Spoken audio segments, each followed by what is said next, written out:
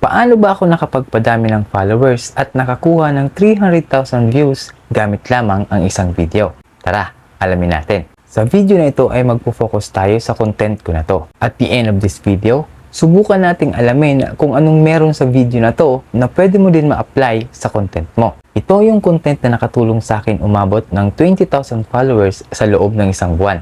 Ito din yung content ko na may pinakamalaking views as of the making of this video. Natanong ko sa sarili ko, bakit nga ba naging ganito? So, binalikan ko at pinag-aralan. At ito yung mga napansin ko. Number 1, Reels cover. Merong relatable title ang Reels cover nito. Sa unang kita mo pa lang, alam mo na kaagad kung ano yung laman ng video. Majority of content creator ay makaka-relate sa usapang dashboard at engagement, di ba? Number 2, the timing. During this time, mainit ang usapin tungkol sa topic na to. Kaya nga ako nagka-idea dahil may napanood akong video na tungkol dyan at napansin ko na marami ang nalilito tungkol dito. Number 3, the hook.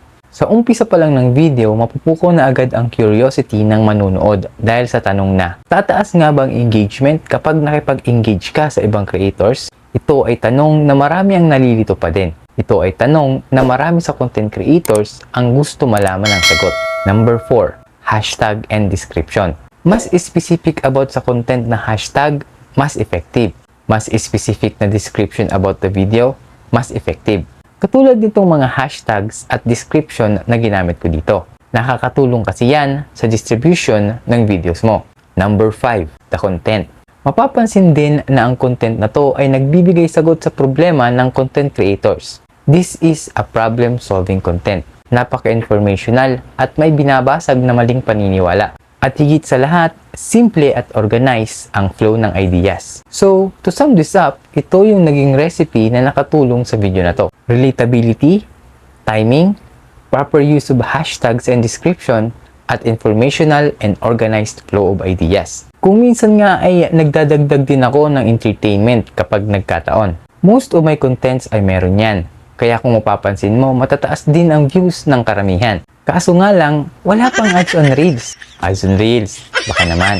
But, I am patiently waiting. O ikaw naman, apply mo sa content mo ha. Konting paalala lang din.